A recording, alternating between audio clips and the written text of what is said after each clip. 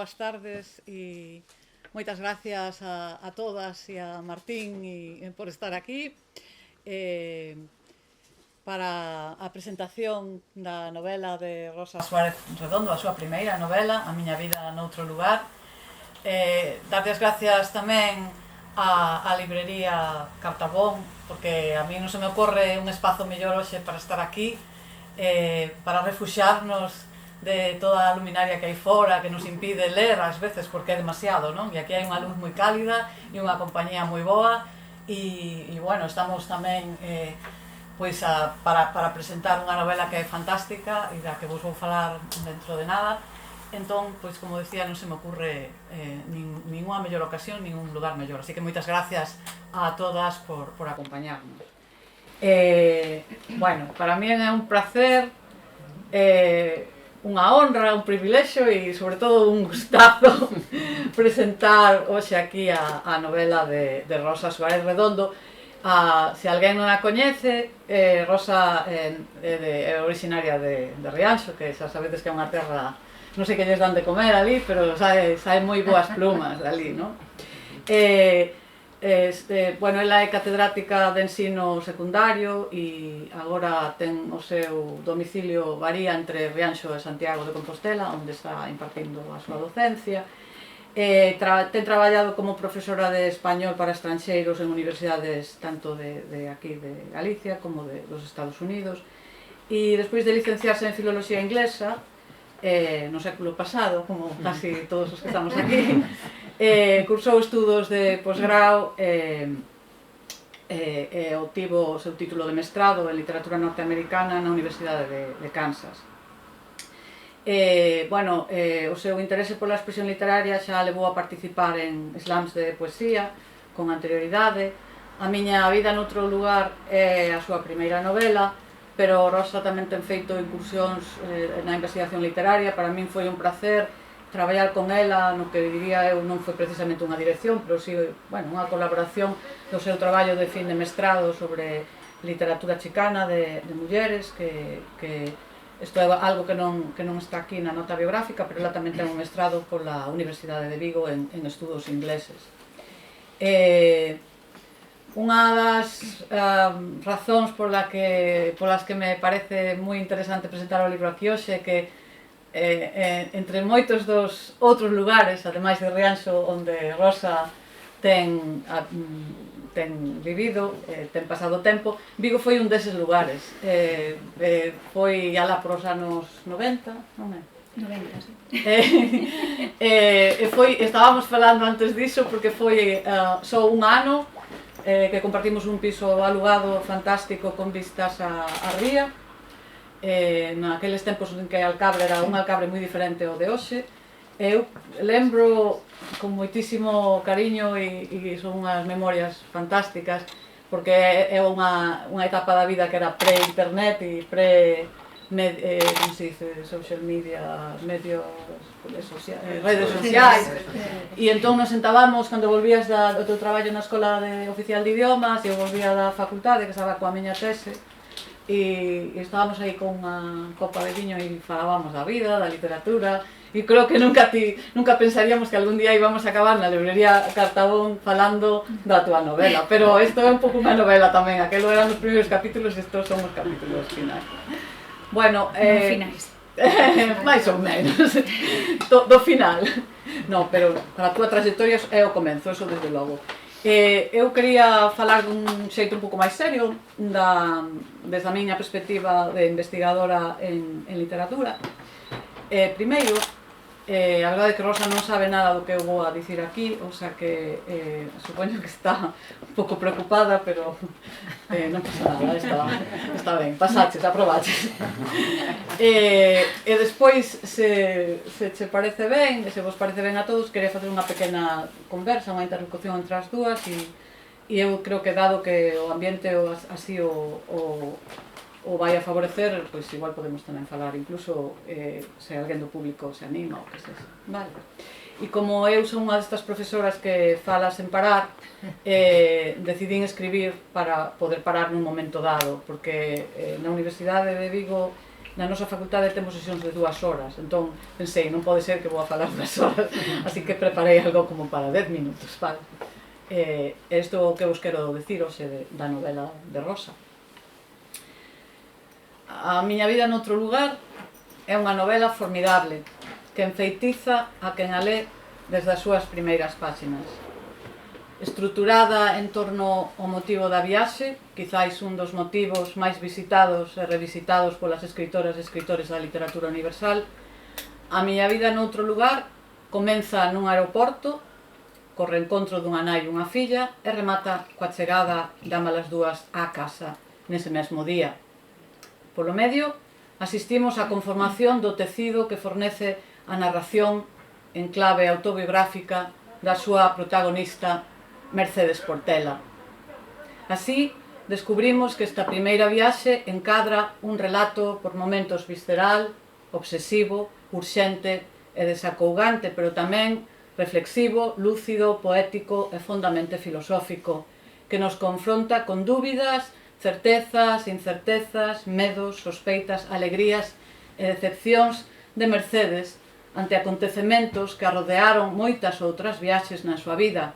A súa viaxe iniciática aos Estados Unidos nos anos 90, a viaxe de retorno á aldea de Riba do Mar embarazada dunha filla a que nunca lle desvela a identidade de seu pai, así como as viaxes por outros lugares reais e imaginados a través dos que Mercedes non para de inventarse e reinventarse a procura dunha versión de si mesma, e cito da propia Mercedes, lonxe daquel lugar onde todo o mundo podía trazar a miña árbore xenealóxica remontándose moitas xeracións atrás e sinalarme como a filla de Ramón Portela, o do Sancho e de Maruxa, a de Caracoles.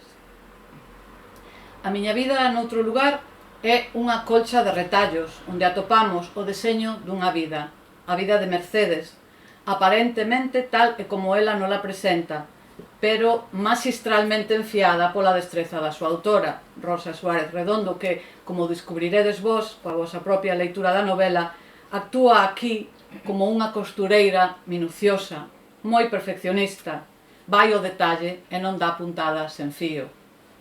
Estamos ante un texto no que o artificio narrativo, o esmero co que a autora decide que contar e como contalo, acaba por crear un entramado arriscado, no que en moitas ocasións as fronteiras entre autobiografía, ficción e autoficción xogan a esvaecerse. Pero no deseño hipnótico desta colcha de retallos con simetrías que invitan a imaginar outros dibuxos máis alá do dibuxo principal, non todo é o que parece. Hai tamén simulacros, posturas e imposturas, imaxes distorsionadas, malentendidos e verdades que resultan non selo, como na vida. En medio de todo, elévase unha voz incontestable, a voz de Mercedes, unha voz valente, insistente, que nos fala das súas emocións e da súa intimidade sen pudor, ás veces con tenrura, pero sen caer nunca en sentimentalismos. A Mercedes gustaríalle ser a protagonista dunha novela romántica, e cito de Mercedes outra vez. Río para min ás veces cando me fago consciente de canto me equivoco e de que ben me engano e de como me gusta facer de min un personaxe literario saído dunha novela romántica frouxa.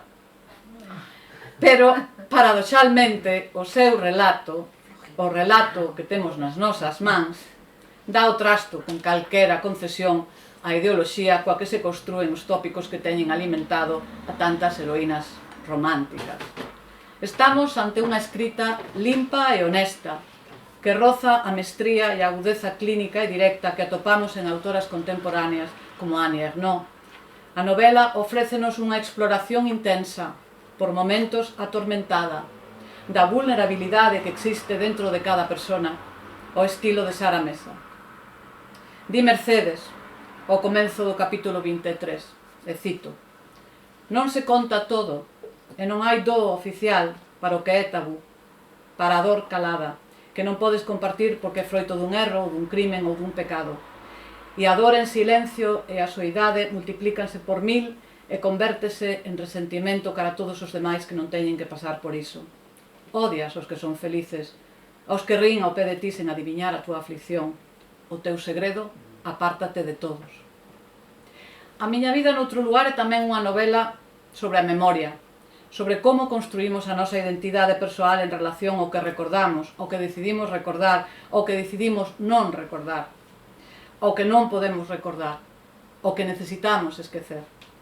Unha reflexión sofisticada sobre como a nosa identidade é sobre todo unha identidade narrativa, contada por nós, se somos privilexiadas, ou artellada a través das voces, dos discursos dos outros, se pola contra existimos nas marxes e a nosa é unha condición de subalternidade silenciosa como as mulleres da conserveira ou os fillos da emigración que aparecen fugazmente nos pensamentos de Mercedes sen teren eles, ao revés que ela, un relato de seu. A través do ton confesional, retrospectivo e introspectivo da protagonista, narradora en primeira persoa da súa propia historia, a autora, Rosa, manexa con destreza as múltiples ironías desta personaxe que é creación súa. Mercedes é, en último término, o epítome da narradora falible que atopamos en clásicos como Joseph Conrad ou Henry James, limitada polo encadre da súa propia maneira de mirar o mundo, da súa educación, da súa familia, dos seus orixes, dos seus desexos, cativa dos prexuizos dos que tanto desexa fuxir. A vida dunha muller que valora o alleo por enriba do propio, lemos na contraportada da novela. A protagonista moldea o seu relato vital dependendo do seu estado de ánimo, das súas necesidades, os seus antollos, os seus intereses e os seus medos, deixando ao descoberto as súas eivas, os seus erros, as súas manipulacións, o seu narcisismo, a súa inocencia, as súas carencias, a súa ignorancia. A Mercedes nai do presente retorna moitas veces a Mercedes filla do pasado, do mesmo xeito que a Mercedes adulta que vive no mundo actual da pospandemia examina a Mercedes nova que madurou na época dos 90. Lonxe de caer nunha nostalgia paralizante, estas avaliacións do pasado desde o presente non están exentas de crítica e en moitos casos de humor. E cito: non era que para entón eu, Mercedes Portela alcalde, originaria da aldea de Ribadomar e nacida nunha casa por diante da cal corría o xurro, me convertera nunha snob. O que pasa é que me cría con dereito a vivir a miña propia versión moderna de Cincenta e estaba confusa sobre como debían comportarse os personaxes. Contra todo pronóstico, a novela regálanos pasaxes escritos cun fantástico sentido do humor. Contra todo pronóstico. Contra todo pronóstico. Eso me lo explicas.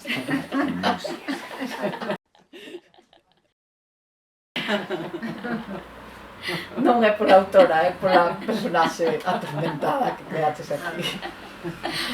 Bueno, a miña vida noutro lugar é a miña vida noutro lugar, esta é unha pregunta, non? Que supoño que nos faremos ou vos faredes cando a leades. É a miña vida noutro lugar unha novela de mulleres ou unha novela feminista, unha novela para mulleres? Leedea e decidideo. A novela fala indudablemente desde a perspectiva dunha muller concreta, Mercedes, nun mundo de mulleres e homes, e aborda temas que preocupan a todos os seres humanos, como a familia, o amor, o desamor, o desexo, o sexo, o corpo, a maternidade, a saúde mental, desde a subxectividade desa experiencia de muller sen prédicas, nin leccións edificantes. Explora a ambivalencia dos afectos, das relacións afectivas entre as persoas unidas por motivos diferentes, ser en familia, vivir xuntas, traballar cóbado con cóbado, ser fillas e nais, compartir unha casa, unha amizade, unha atracción física, unha relación sexual ou simplemente estar unidas por un lugar. A novela é unha viaxe con curvas, hai que poñer o cinto, non? En zigzag, a través de todos eses outros lugares que non son Ribadomar, nos que Mercedes quere atopar esa versión mellorada de si mesma, pero que irónicamente contén tributos fermosamente poéticos a ese lugar, a súa terra de orixe. E cito: era abril e os prados cubríronse das inflorescencias amarelas das navizas, as berzas e os pampillos. Aquela primavera descubrín tamén as flores azul violeta da prunella e enamoreime máis que da flor do seu nome tan sonoro. E xa termino. A miña vida noutro lugar, porque realmente quen queremos coitar é a Rosa. É unha novela que lerán con gusto as mulleres que naceron na década dos anos 60, que viviron a súa época dourada de xuventude entre os anos 80 e os 90, pero tamén unha novela que eu recomendaría encarecidamente ás fillas e os fillos desas mulleres, se queren entender mellor as súas nais. Deberían ler. A título persoal, querida Rosa, quería agradecerlle a Rosa, e de verdade que isto o digo co corazón, que escribira esta primeira novela que, entre outras cousas, reflicte a experiencia de algunhas persoas que estamos hoxe aquí. Estou vendo polo menos 4. Mulleres, no noso caso, que queríamos experimentar como era a vida noutros lugares, despois dunha experiencia formativa, a da Universidade dos anos 80 neste lugar, deficitaria en moitos sentidos, e que fuximos nunha especie de emigración académica despois de obter as nosas licenciaturas. En moitos dos casos, como o caso de Mercedes, fomos acollidas en universidades norteamericanas, onde descubrimos que neses campus a vida era definitivamente a doutro lugar. Que eu saiba, esas historias non foron nunca ficcionalizadas nunha novela escrita en galego, así que eres a pioneira e, nese sentido, e noutros, queremos agradecercho. Cito da novela: eu viña afeita do sistema educativo español a memorizar datas, nomes e recursos literarios. Estou esquivando aquí liñas para non ser pesada. Na Universidade Americana podías falar de personaxes e autores canónicos como se fosen teus amigos. Aprendín que todo estaba conectado, que non había fronteiras ríxidas, que o mundo e o saber eran un e sen límites, que todo estaba ao teu alcance. Un mundo ao noso alcance. Que bonito descubrimento, porque nós fomos educadas para non falar de nós, non caer na inmodestia, non resaltar, non chamar a atención, estar caladiñas, ser obedientes, e nunca tuveramos a oportunidade de mirar para nós, de falar de nós, para ensimismarnos, como fai Mercedes no seu relato. Así que, de xeito moi personal, Rosa, moitas gracias por esta novela.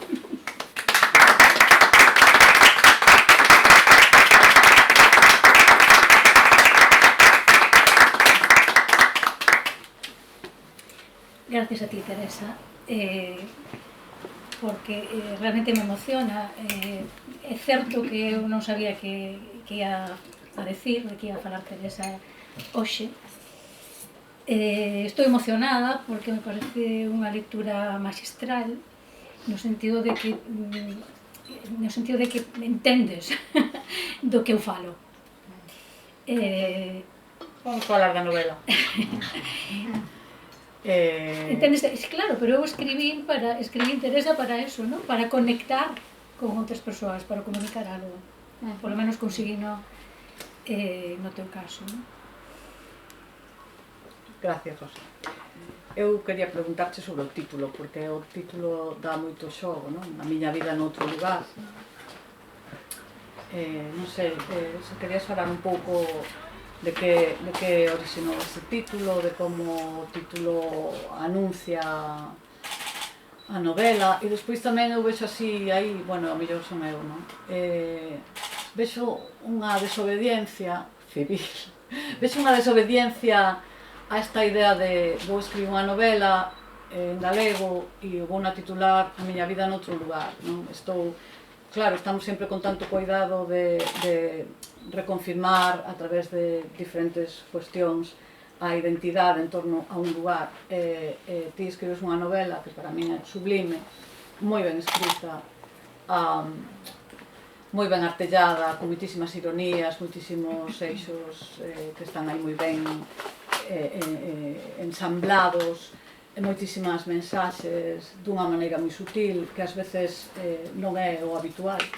E claro, o título A miña vida noutro lugar parecería que está como deconstruindo, e perdona que utilice esta palabra francesa tan sobreusada no mundo da crítica literaria, pero parece como que está desconstruindo a idea esta de ser dun lugar, non? non sei, que me contas desto? Na novela está a cuestión identitaria. Eu barallei un montón de títulos e este parecíame o menos literario e o menos adecuado, pero finalmente tiña que ser ese título, porque creo que resume moi ben o que é a novela. A miña, pensei en noutro lugar, parecía non sonoro, non? Pero creo que esa miña vida, ese posesivo, ese eu, esa primeira persoa, explica, resume moi ben o que é a novela, non? Que a protagonista Mercedes todo o tempo está intentando conformar a súa identidade, está intentando ver quen é ela, non? E ás veces intentando ver quen é ela e como se construe esa identidade. Bueno, a protagonista, Mercedes, intenta escapar de quen é, non? Ela ten unha baixa autoestima persoal e nacional. Ela, como galega, considérase inferior a outras persoas de outros lugares. Xa desde moi nena cree que o que ten que facer para ser feliz é saír do lugar onde vive, desa aldea galega, non? Entón, aí está o dese outro lugar. O título parece que suxire que a novela nos vai a contar as súas aventuras en algún outro sitio, pero non é isto que ocorre, é certo. Si que lemos un pouco sobre uns anos na súa xuventude nos que ela viveu en Denver, neste caso, un pouco aí eu si que tiro das miñas lembranzas daquela estancia en Kansas, de que a novela decido que a protagonista pase uns anos en Denver. Pero iso é o menos importante. Realmente o grosso da novela, a vida de Mercedes, transcurre neste lugar, nun lugar que é unha aldea na costa atlántica, non? Claro, está a cuestión do desexo, o desexo unido á falta. Mercedes sempre está buscando a súa felicidade, unha felicidade esquiva, nunca a topa. Entón, ela busca en diferentes lugares, falta e a ela atopar algo, algún lugar, é un lugar cambiante o que ela busca. Pero ao mesmo tempo o título alude a outra cousa, non? Que é o concepto da atención. Mercedes nunca está na súa cabeza, nunca está os seus pensamentos nunca están onde está ela físicamente, non? E iso condiciona as relacións con outras persoas. Claro, non? Non sei, quizás podería ler un parágrafo de aquí, non, da páxina, páxina...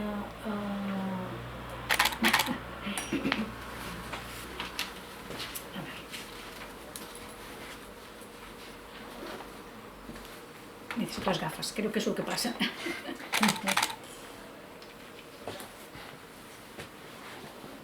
Páxina 41. Quizás este parágrafo ilustre o que ti me preguntas. Di así. Do que si teño certeza é de que nada máis instalarme na aldea comecei a irme dela. O meu domicilio estaba no lugar de Ribadomar, no mesmo núcleo de casas bicentenarias construídas sobre rochas de granito onde eu nacera. Desde a terraza do señor Pascual, que agora era miña, podía situarme no mundo. Dun lado, podía ver a bella serra, cos seus cumes pelados e chans, que eu intuía na distancia, salpicados do rosa das inflorescencias das carrouchas e do amarelo intenso do toxo florido. Mais abaixo estaban as ladeiras cubertas de piñeiros e eucaliptos e do outro lado avistaba un anaquiño da ría aberto ao Atlántico e ao mundo. Podería poñer un alfinete no mapa e sinalar o punto preciso onde estaba a cama na que dormía, as miñas posesións, a miña filla, todo o que podía meter nun camión de mudanzas e levar comigo. Pero, como sempre fora, a miña vida entón non estaba naquelas coordenadas. A miña vida estaba noutro lugar, un lugar cambiante e impreciso, onde me transportaba o meu desexo perpetuamente insatisfeito, un desexo que era tan antigo como a miña memoria, tan bello como o diminuto vestido de guipur e a tiara que o señor Pascual me trouxera de Canarias e que aínda gardaba a miña nai nalgún armario.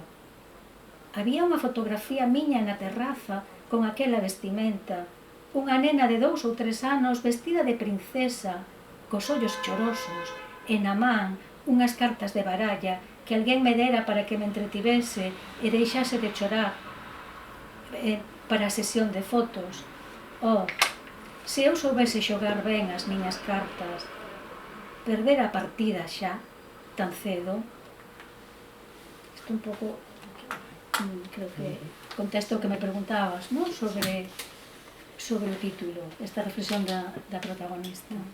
Sí, bueno, e despois, bueno, penso que na novela xogase moito con esa idea de o que comentabas, de estar indo dun lado para outro, buscando o lugar, o lugar mental dun espazo interior, un espazo interior, non o atopa, entonces eses cambios de espacios físicos, sí, obedecen a esa necesidade de buscar a serenidade e a felicidade, non? Vale.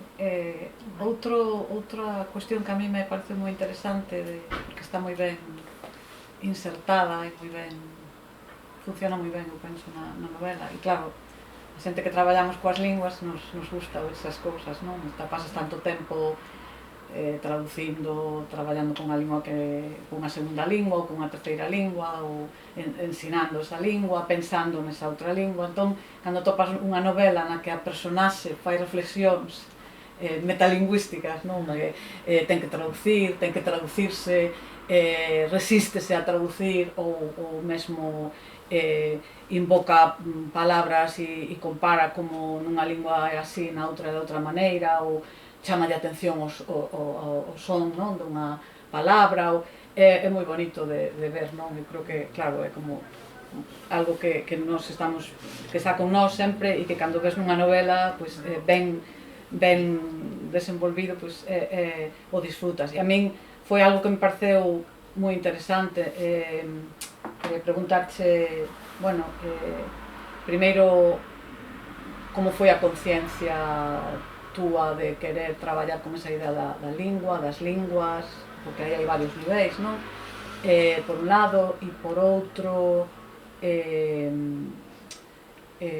non, creo que esa era a pregunta. Bueno, eso obedece a unha obsesión persoal, da que non son ni siquiera moi consciente. Alguén que se enterou outro día de que publicara a novela e que tiña este título, que había 30 anos que non me vía, dixo: anda, Rosa, esta muller non cambia, porque parece ser que eu escribira un artigo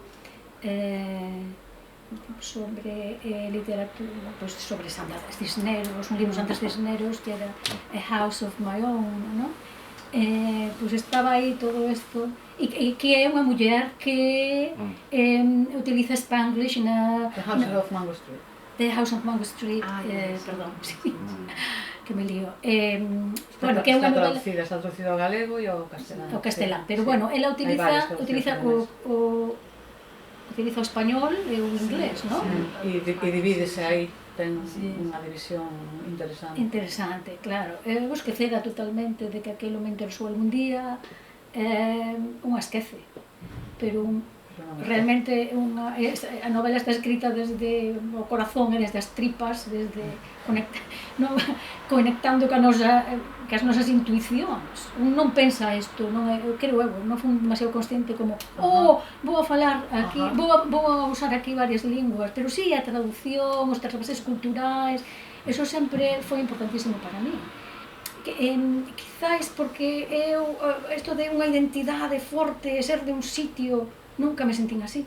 Quizáis porque, pola miña propia biografía, eu nacín en unha aldea que está no límite entre dúas parroquias, nun concello que está no límite entre dúas provincias, nunca fun de ningures, non sei cal era o meu lugar, non?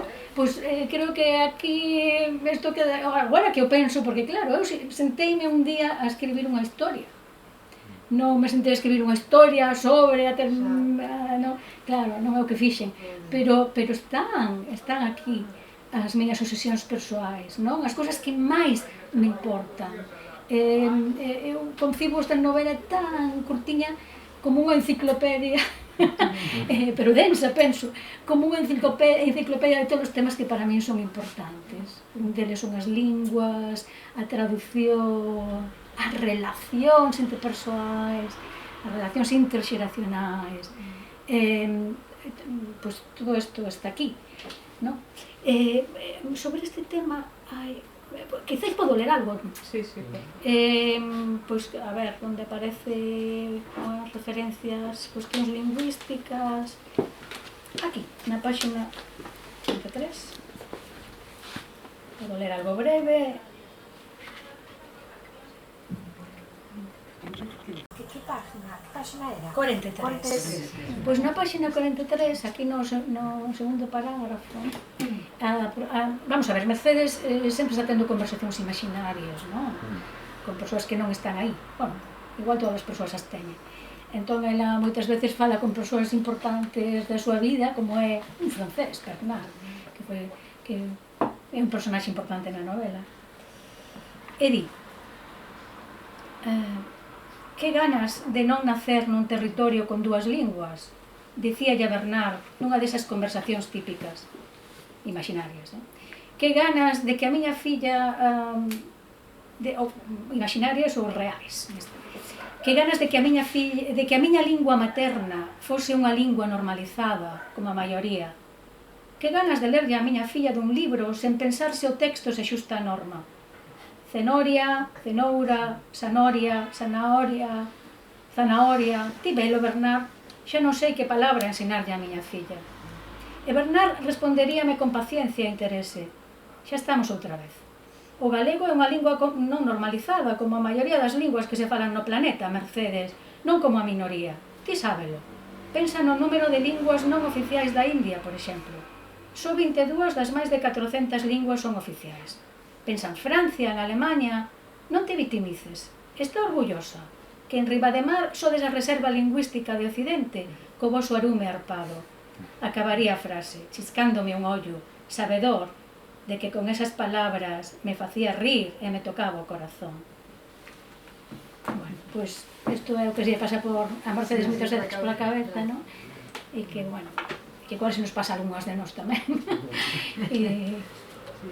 Na nosa experiencia vital de tantas nais galegas, quizás, non? Cando, polo menos algunhas da miña xeración, non? Cando aínda era difícil atopar un libro que se xustase a norma, cando estábamos entre as nosas fillas. Sí, ese é un... E, bueno, hai moitas outras referencias lingüísticas. Claro, porque que significa esta palabra, como que se me dixo isto, que quere decir... Moitísimas outras, e xa a novela arranca así, arranca no aeroporto, Mercedes... Sí, isto é moi bo, Mercedes vai a recibir a súa filla, eso está na primeira páxina, esa páxina 7, capítulo 1. Entón, a filla aparece e di Home sweet home. Entoou Indira en canto nos separamos da nosa longa aperta de reencontro. Antes dicías miña casiña meu lar. Contestei vendo como ela sorría cos ollos húmidos. Pois xa por aí vai a novela, non? Estes son un dos casos, hai inglés aquí, e logo hai unha ocasión onde hai unha referencia á traducción, non? Non sei se notei aquí que páxina, a ver se o sortei a topo. Non sei se é a páxina 73... claro, bueno. Sí. Mercedes, a narradora, di: cando lle escribín a Azucena, maquillei un pouco o que estaba a pasar en Dira, que fixen en realidade, foi traducir dunha cultura a outra. Eu son moi boa facendo iso, facendo os axustes necesarios para que na transferencia non se perda o significado. Se lle dixese que Indira traballaba nunha fábrica 8 horas ao día metendo sardiñas nunha lata, Azucena non entendería o mesmo que alguén de Ribadumar. Nos Estados Unidos o equivalente sería un traballo para os empapéis hispanos ou para os brancos que viven en aparcamentos de caravanas ou en casas baratas estarteladas con envoltorios de pizza e latas de Coca-Cola esparexidas polo chan e sabas engurradas cubrindo sofás onde se derrumban terminada a xornada. A conserva, igual que calquera traballo manual, sería ali un traballo white trash, un emprego para o lixo branco. Esa terrible maneira de referirse aos excluídos do soño americano. É dicir, que non só Mercedes a narradora traduce continuamente do inglés ao galego, senón que fai esta reflexión de que ás veces é necesario traducir o contexto para entendernos. E, bueno, logo E manipula, tamén para axustar a súa realidade. Exacto, hai unha manipulación. Interesante. E logo hai un momento no que se fai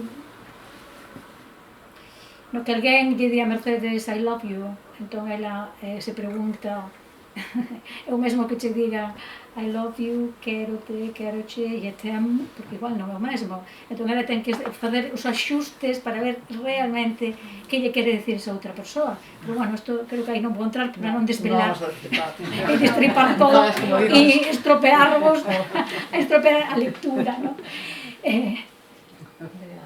Lee algo de... non sei, para rematar. Vou a ler algo que conecta con hoxe, co mundo contemporáneo.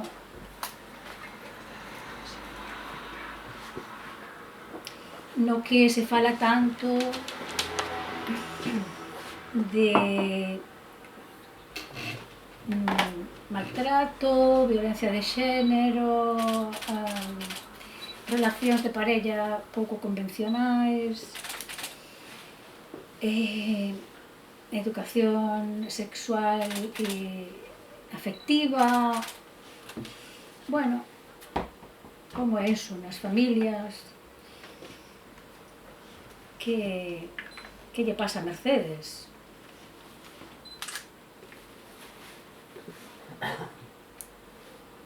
Como era para Mercedes unha persoa que se educou, que era unha nena e que estaba aprendendo todo isto nos anos 80. Vamos a ver como era para ela.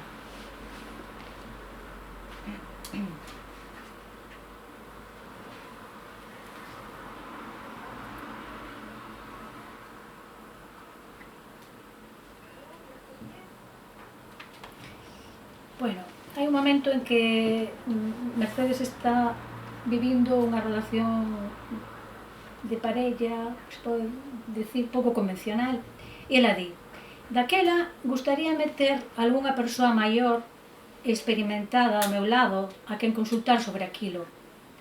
Necesitábamos un modelo, alguén que fixese de mentor, unha especie de confesor teríanos aliviado. No Ribadumar da segunda metade dos 90, aquilo era algo demasiado grande, mesmo para miña nai, por moito que ela fose unha muller pouco tocada pola moral católica e sempre aberta á evolución dos tempos. Mamá entendeu-no perfectamente cando os feitos se presentaron diante dela, pero eu non me atrevín a pedirlle consello mentras se desenvolveron os acontecementos. No fondo, eu era máis monxuca ca ela, máis pudorosa, menos desinhibida, máis como a miña familia paterna, máis como o común da nosa sociedade da época, que só recentemente empezara a abrirse. O corpo non se exhibía nin se comentaba, o sexo era un tema que non se tocaba. Os sentimentos non se mostraban nin se discutían. As relacións entre as persoas eran entidades herméticas e misteriosas. En Ribadumar, así fora sempre, e por iso me sorprendera o señor Pascual co seu comentario sobre un gran negrón que nunha ocasión era visible no meu brazo, un enorme círculo a cores na piñapela adolescente. Beliscárame unha rapaza da aldea molesta por unha descripción miña no transcurso de non sei que conversación entre amigas. Mais nada pasara. Pero Pascual interpretou outra cousa. O que che fixo eso non te quere, díxome, moi serio, aparentemente indignado. Ninguén me falara así antes. Ninguén me falara de querer. Quedei pensativa sobre o significado daquelas palabras durante semanas. Agora paréceme que o meu vello veciño pretendía protexerme dun noivo que te maltrata físicamente ou que te marca como súa. Daquela eu aínda nunca me arrimara a un rapaz. Eu só vira que moitas mozas no instituto levaban chupóns no pescozo que tiñan un aspecto parecido ao que tiña eu no brazo. Pensei que o vello señor estaba un pouco perdido sobre eses temas e que algunhas marcas eran desexables e parte inevitable do xogo. Pero o señor Pascual non era tan parvo.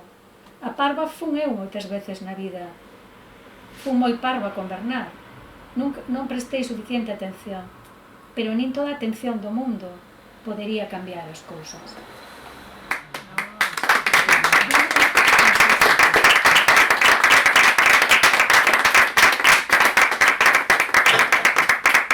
Gracias a todas por estar aquí e a Martín, a librería Cartaón, por suposto, por acollernos aquí hoxe.